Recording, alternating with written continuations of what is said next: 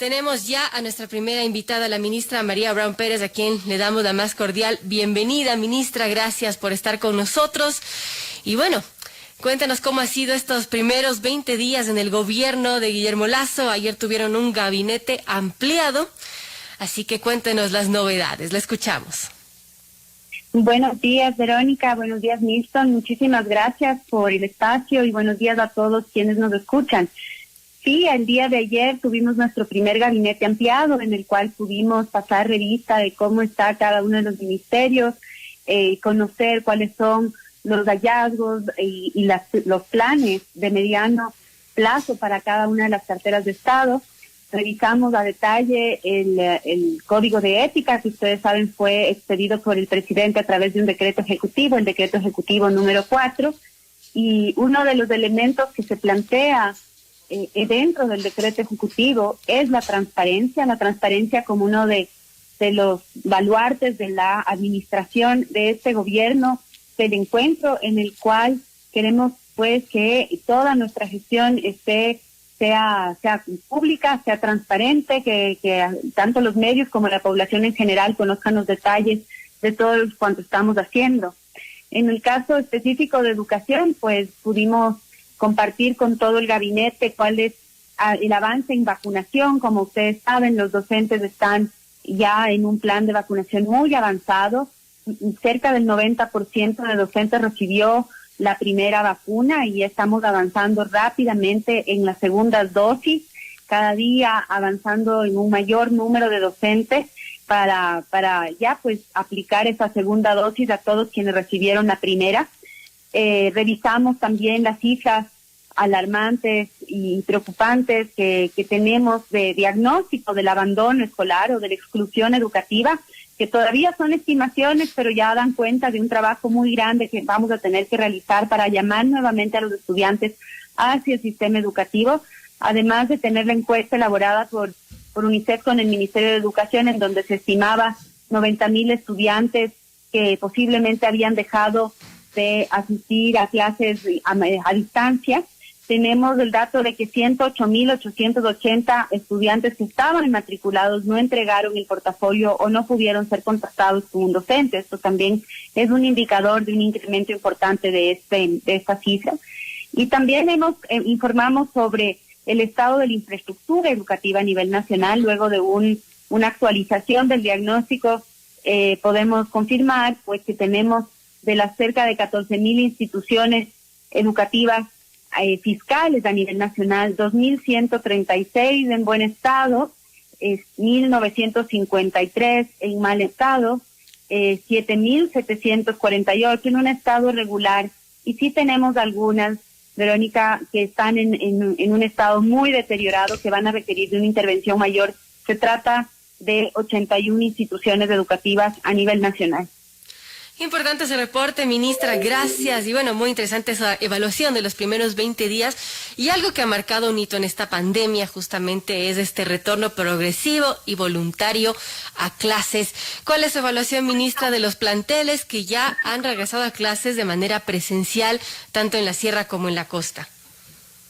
La semana pasada fue nuestra primera semana después de que nuevamente el COE Nacional aprobó que aquellas instituciones que tenían aprobado el plan de retorno pudiesen acudir a las aulas de manera alternada. 944 asistieron la semana pasada. El día de hoy inician este ejercicio de presencialidad y semipresencialidad 1,102 instituciones educativas, es decir, hemos sumado algunas más luego de la revisión de sus solicitudes y de verificar que cuenten con el plan y con los insumos necesarios. Depende mucho de cómo la comunidad educativa acate pues estos protocolos que la misma comunidad educativa ha diseñado, y ventajosamente el saldo de la semana pasada fue muy positivo. Los padres de familia, los docentes, los mismos estudiantes cumplieron con lo solicitado y no tuvimos ninguna alerta. Estamos todo el tiempo haciendo recorridos a nivel de todas las instituciones educativas, visitando, verificando, siempre haciendo un llamado a mantener las medidas de bioseguridad. Siempre podemos mejorarlas, siempre podemos estar reforzando ese mensaje.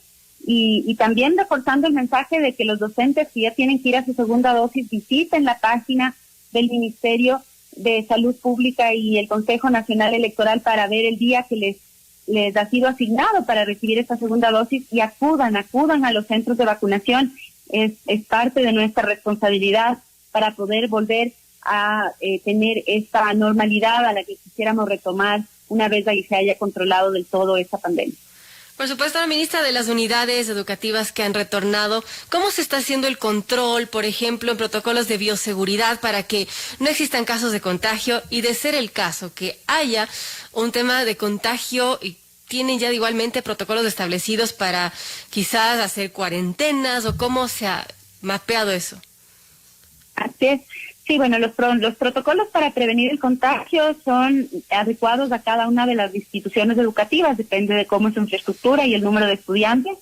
Lo que se solicita es que presenten un plan de aforos reducidos. La institución educativa puede decidir que todos sus estudiantes, y los que deseen y sus familias estén de acuerdo, puedan ir a la institución educativa en grupos pequeños de manera alternada. Esto podría significar que en una institución educativa grande estudiantes puedan ir 1 o 2 veces por semana o por horas durante un día para poder cubrir con toda la población. Otras instituciones educativas han priorizado grupos etarios, han preferido que vayan más días, pero solo algunos grados o cursos para cumplir con el aforo reducido. Es decir, hemos dado mucha autonomía para que las instituciones educativas sean quienes determinen la mejor forma de cumplir con ese aforo, con el distanciamiento social, con el lavado de manos. Se toma la temperatura a la entrada del establecimiento, igual se hace limpieza de calzado, se pide el uso permanente de las mascarillas y mantener siempre los espacios muy ventilados.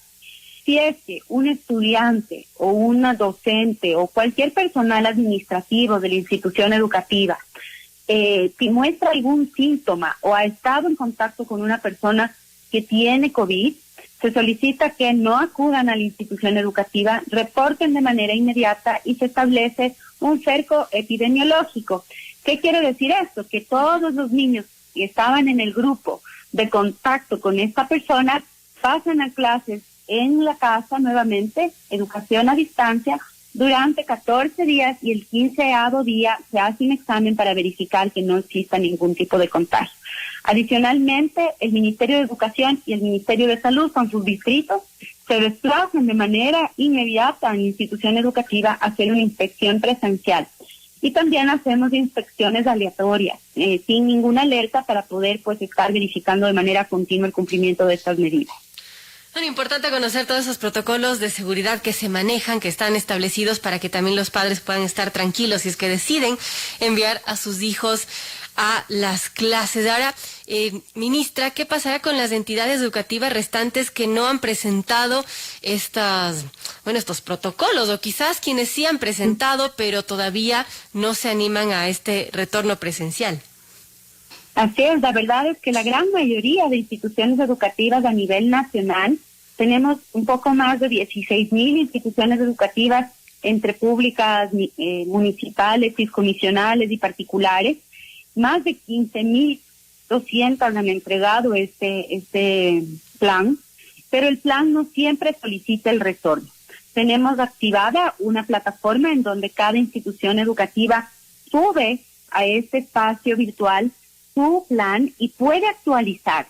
En este momento tenemos ya pendiente, estamos revisando de manera de todos los días algunas solicitudes que ya se habían hecho del retorno paulatino y controlado. Por eso es que en esta semana estamos aumentando el número de instituciones educativas que tienen el permiso, y lo continuaremos haciendo. Originalmente se habían planteado un poco más de 5,000 solicitudes, de las cuales, como les decía, tenemos aprobadas 1,429, y de esas 1,429 esta semana retoman clases 1,102. Seguiremos trabajando en ello, y cada institución educativa puede actualizar su plan de continuidad educativa e ingresar un ajuste a los protocolos en cualquier momento que lo consideren pertinente, siempre con el concurso, la participación de toda la comunidad educativa. Esto no es un acto meramente administrativo. Esto no quiere decir que el directivo o una secretaria o un secretario dentro de la institución educativa completa un formulario sin más, sino que tiene que haber un ejercicio de consenso. Se solicita que estén las cartas de aprobación del protocolo y de la solicitud de retorno por parte de los padres de familia de cada uno de los estudiantes que retornaría a la presencialidad, y esto se puede actualizar.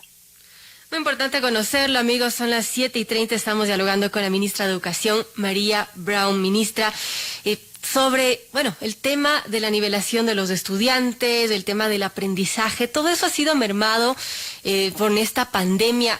¿Qué se puede hacer? ¿Cómo hacer que los chicos puedan nivelarse, puedan, volver a aprender quizás en esta nueva normalidad que será, me imagino, un poco híbrida? Había escuchado que usted había anunciado justamente que no iban a perder el año los estudiantes de la Amazonía, de la Sierra. Pero ¿cómo será este proceso de nivelación? ¿Qué se ha pensado a nivel educativo? Tenemos el primer eje de trabajo del Ministerio de Educación que, como conocen, se denomina Encontrémonos. Y allí están estas estrategias tan importantes que tú mencionas, Verónica. Ahí tenemos, entre otras cosas, dos acciones muy puntuales. La primera es la que estábamos hablando en este momento, este retorno paulatino y controlado a una semipresencialidad que nos permite estar en un contacto más cercano entre docentes y estudiantes y tener un diagnóstico más exacto de qué está sucediendo y poder ya iniciar procesos de nivelación con estos estudiantes de manera más activa, de manera directa.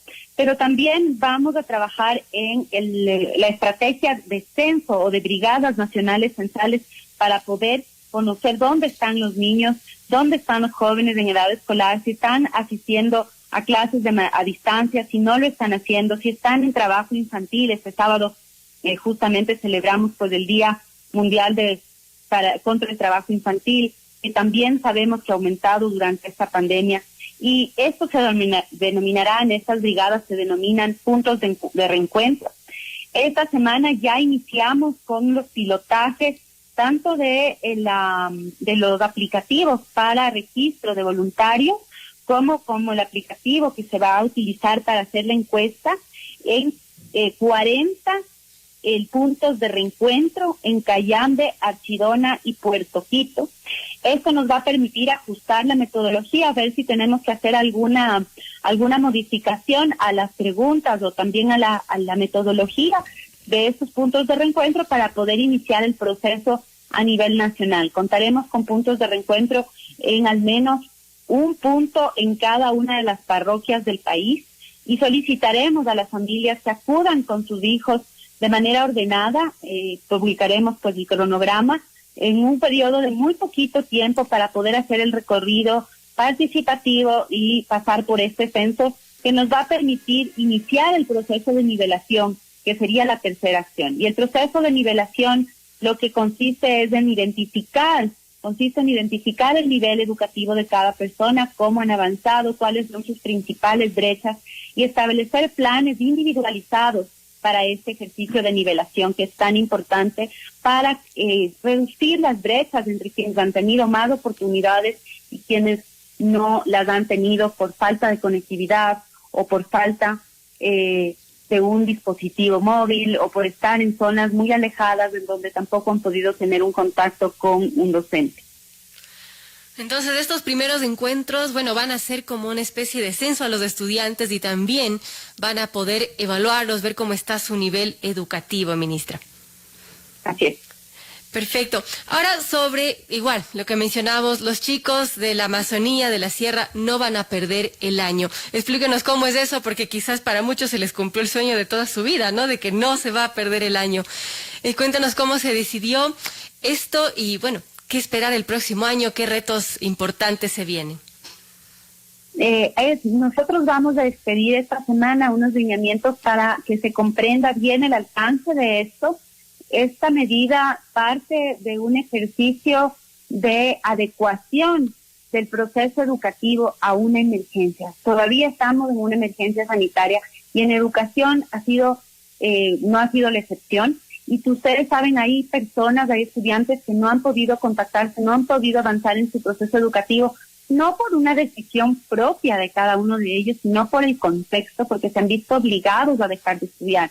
Por lo tanto, mal haríamos en penalizar a estos estudiantes que ya están sufriendo de ansiedad, que muchos de ellos están trabajando, que algunos son víctimas de violencia, y todo esto, además sumarle el perder el año, que para un estudiante pues es un fracaso. Y aquí no estamos en un momento de penalizar, sino de poner un poco de apoyo de los unos a los otros para salir adelante de manera conjunta. Ahora, es muy importante. Esto no quiere decir que no haya procesos de, ustedes saben, los estudiantes estaban entregando estos portafolios.